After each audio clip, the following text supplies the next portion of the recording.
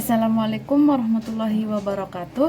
Perkenalkan, nama saya Urwati Lusko, NIM I1B017066.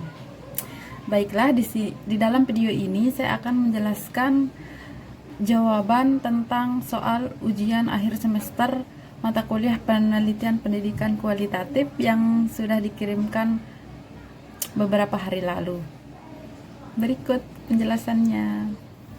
Baiklah, pembahasan yang pertama yaitu tentang apa itu penelitian kualitatif. Menurut saya, penelitian kualitatif itu adalah suatu proses mencari kebenaran dengan cara mendeskripsikan keadaan di tempat penelitian tersebut dilakukan. Penelitian kualitatif ini sifatnya kontekstual, dapat berubah sesuai dengan perkembangan zaman. Di dalam penelitian kualitatif, teori kita dapat gunakan sebagai penguat argumentasi peneliti. Kemudian, penelitian kualitatif ini juga sifatnya itu dia tidak menguji seperti halnya penelitian kuantitatif, tapi dia itu mendeskripsikan fenomena secara mendalam. Kemudian sumber data dalam penelitian kualitatif ini didapatkan dari subjek dan informan penelitian dengan teknik pengumpulan data yaitu observasi, wawancara, dokumentasi, dan FGD. Akan tetapi yang biasa digunakan yaitu observasi, wawancara, dan dokumentasi.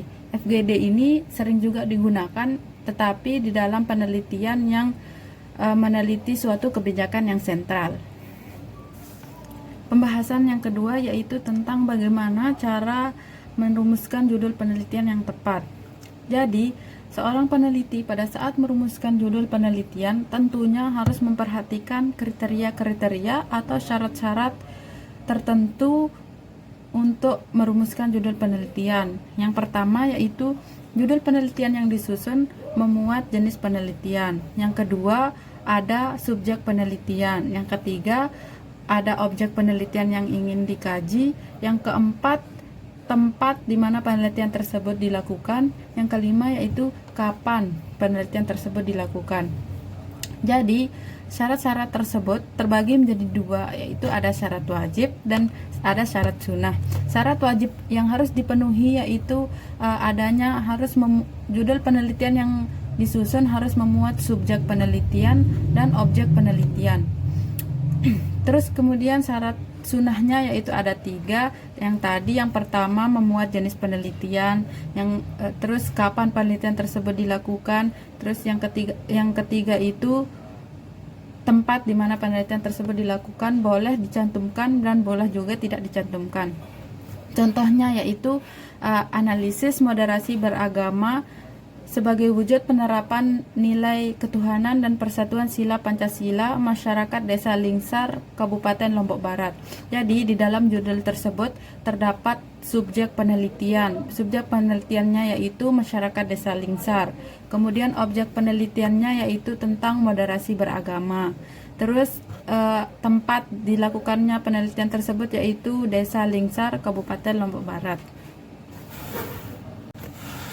Kemudian pembahasan kita yang ketiga yaitu tentang apa itu latar belakang penelitian dan hal-hal apa saja yang termuat di dalam latar belakang penelitian. Yang pertama yaitu apa itu latar belakang penelitian.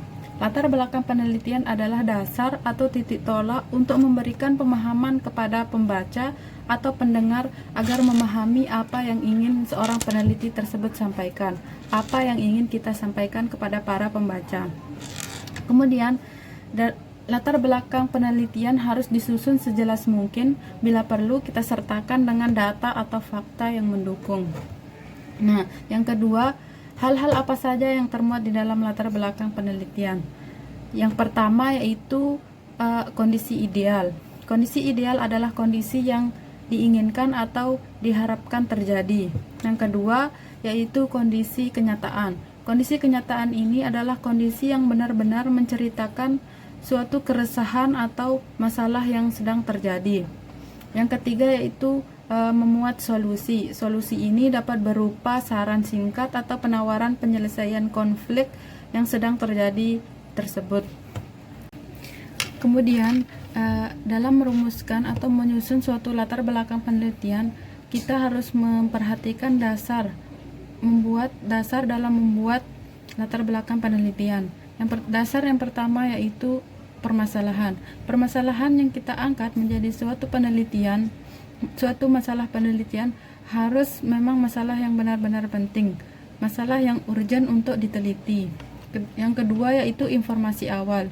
Informasi awal ini kita dapat temukan di dalam jurnal-jurnal atau penelitian-penelitian terdahulu.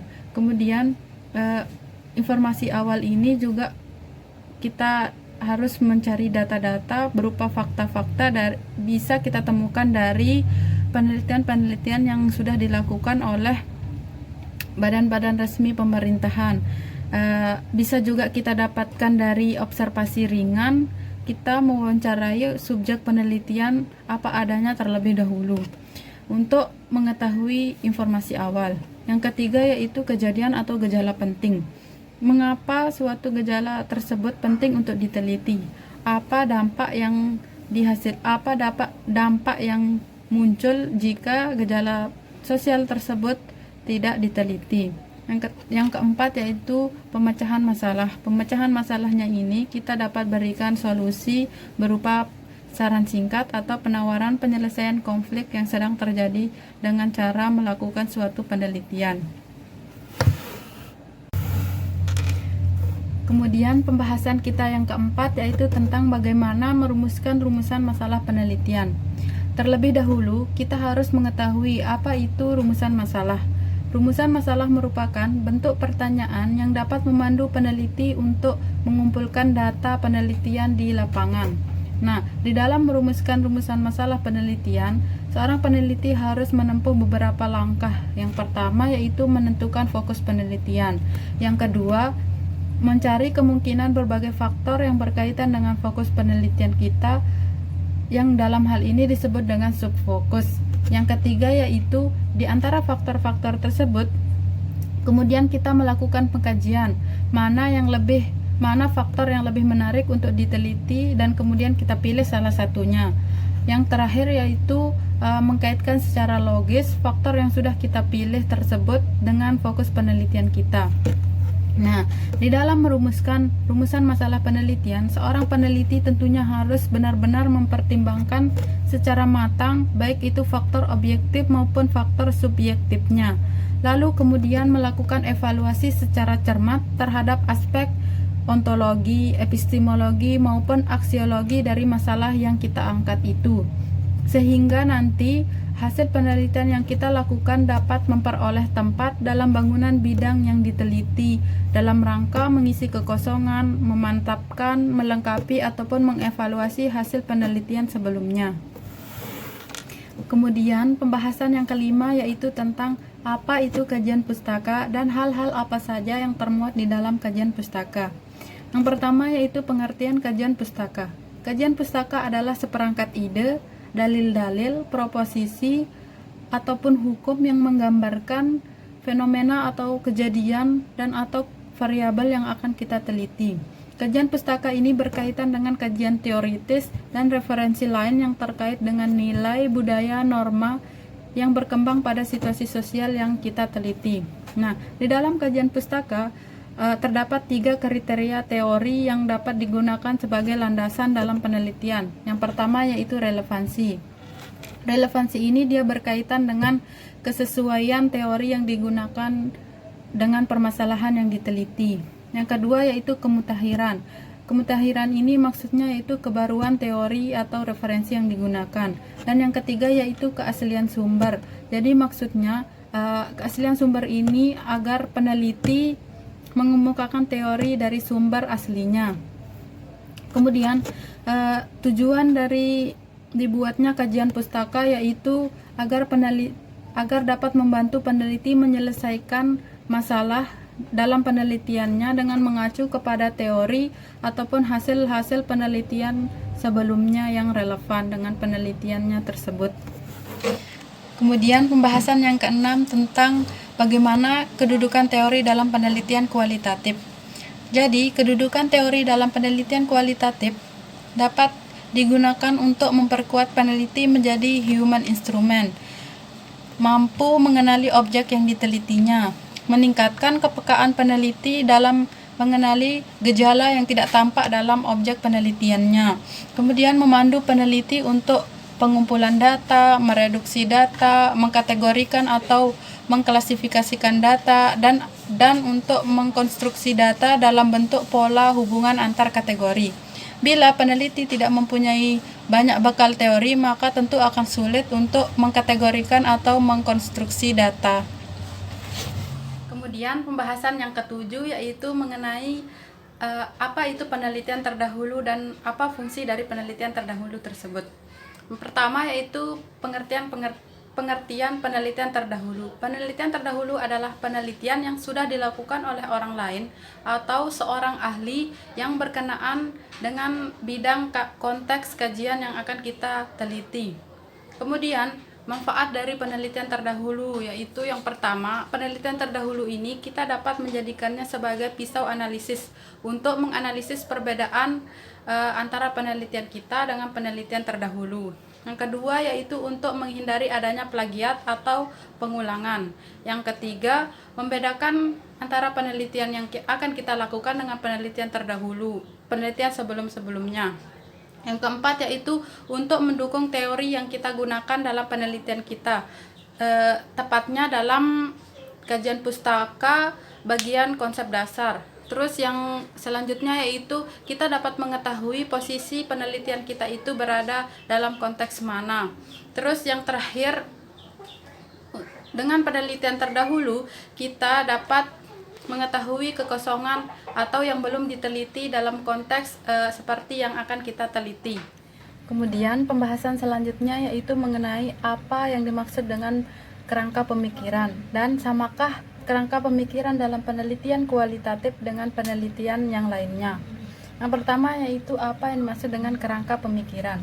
Kerangka pemikiran ini adalah suatu model atau gambaran yang disajikan oleh peneliti berupa konsep yang dimana di dalamnya itu memuat konsep yang ingin disajikan, memuat konsep yang diteliti. Kerangka pemikiran ini baiknya itu dibuat dalam bentuk skema ataupun diagram dengan tujuan untuk mempermudah pembaca memahami beberapa data yang kita sajikan dalam tahap penelitian kita. Kemudian, kerangka pemikiran dalam penelitian kualitatif itu biasanya dibuat dalam bentuk skema. Nah, di dalam skema itu nanti dijelaskan terkait dengan judul penelitian, masalah signifikansi apa yang kita cantumkan begitu. Nah, di dalam kerangka pemikiran ini termuat beberapa hal. Yang pertama yaitu judul penelitian atau variabel penelitian kita. Yang kedua yaitu masalah signifikansi. Nah, di dalam masalah signifikansi ini memuat apa yang ingin kita pecahkan dan menggunakan teori apa kita dalam penelitian tersebut untuk menganalisis data. Terus yang ketiga yaitu memuat hasil penelitian yang ingin kita harapkan, hasil penelitian yang kita harapkan dari penelitian kita. Kemudian yang kedua yaitu samakah kerangka pemikiran penelitian kualitatif dengan penelitian yang lainnya. Menurut saya itu dia berbeda. Contohnya saja dengan penelitian kuantitatif, di mana kerangka pemikiran dalam penelitian kuantitatif itu dia dapat dijadikan sebagai dasar untuk penentuan hipotesis. Nah, sedangkan penelitian kualitatif itu dia tidak mempunyai hipotesis. Dan juga terdapat persamaannya, yaitu sama-sama dia menggunakan skema ataupun diagram dalam membuat kerangka berpikir. Nanti di dalam skema tersebut dijelaskan apa saja yang termuat di dalam kerangka berpikir tersebut. Kemudian pembahasan kita yang ke-9 yaitu tentang pendekatan penelitian beserta contohnya dan jenis penelitian beserta contohnya juga. Yang pertama yaitu pendekatan penelitian. Apa yang dimaksud dengan pendekatan penelitian? Pendekatan penelitian adalah cara berpikir yang diadopsi oleh peneliti tentang bagaimana desain-desain dibuat dan bagaimana suatu penelitian akan dilakukan. Di dalam riset sosial, pendekatan penelitian dibagi menjadi 3 jenis, yaitu pendekatan penelitian kualitatif, pendekatan penelitian kuantitatif, dan pendekatan penelitian campuran atau mix metode. Salah satu contohnya yaitu pendekatan penelitian kualitatif, di mana dalam penelitian kualitatif ini dia itu bersifat deskriptif analitik.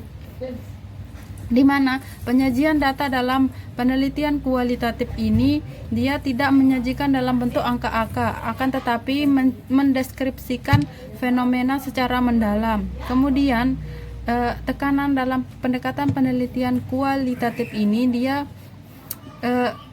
ada dalam prosesnya, bukan hasil dari suatu kegiatan. Jadi pertanyaan apa, bagaimana, mengapa itu menekankan untuk memperoleh suatu proses, bukan hasil yang diinginkan.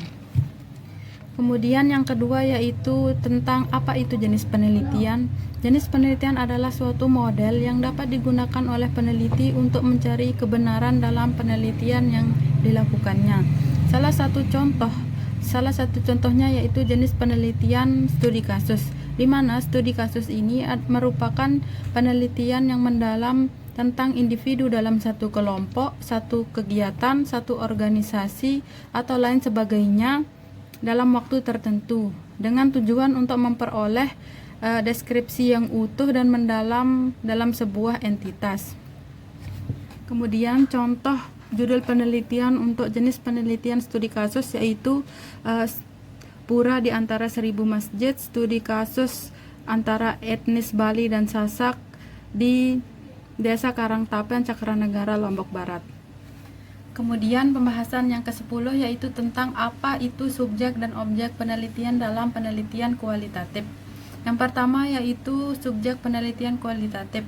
Subjek penelitian dalam penelitian kualitatif adalah sasaran terkait dengan variabel penelitian yang ingin kita teliti, atau pelaku dari situasi sosial atau kejadian sosial yang kita teliti. Contohnya yaitu seperti dalam judul yang sudah saya sebutkan di pembahasan yang kedua, yaitu analisis moderasi beragama sebagai wujud penerapan nilai ketuhanan dan persatuan sila Pancasila masyarakat Desa Lingsar, Kabupaten Lombok Barat. Nah, di sini subjeknya itu yaitu pelaku dari moderasi beragama, yaitu masyarakat Desa Lingsar.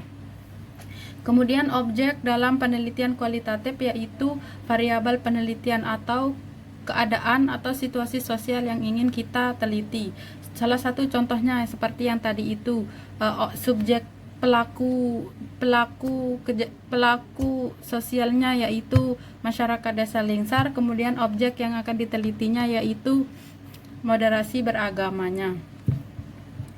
Selanjutnya yaitu pembahasan yang terakhir kita tentang bagaimana teknik pengambilan data dalam penelitian kualitatif serta bagaimana cara menganalisisnya.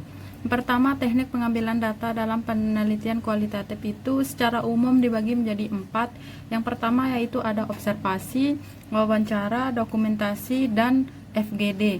Yang dimana dalam penelitian kualitatif yang secara umumnya itu yang sering digunakan adalah 3 ini, yaitu wawancara, observasi, dan dokumentasi.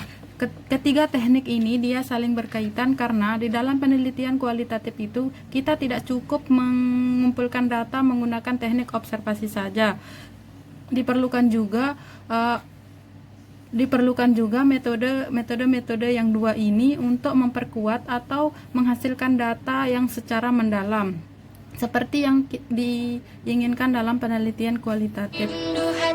Kemudian yang FGD ini sering juga dilakukan, akan tetapi dalam penelitian yang meneliti kebijakan yang kemudian pada saat menganalisis data dalam penelitian kualitatif itu sebelum kita menganalisis, yang pertama yaitu data yang sudah kita dapatkan dari observasi, wawancara, dan dokumentasi tersebut kita pilah-pilah terlebih dahulu berdasarkan misalnya data yang kita dapatkan di jam yang sama, data yang kita dapatkan di sekelompok orang yang sama, kemudian apa saja kendala yang dihadapi pada saat observasi di data yang sama, kemudian data berdasarkan rentan umur seseorang. Jadi di situ hasil tersebut kita pilah-pilah terlebih dahulu, kemudian data yang sudah dipilah tersebut kita relevansikan dengan teori. Setelah itu kemudian kita analisis dan hasilnya itu nanti generalisasikan atau dibuatkan kesimpulan. Sekian penjelasan dari saya, kurang dan lebihnya mohon maaf. Apabila ada salah kata, terima kasih. Assalamualaikum warahmatullahi wabarakatuh.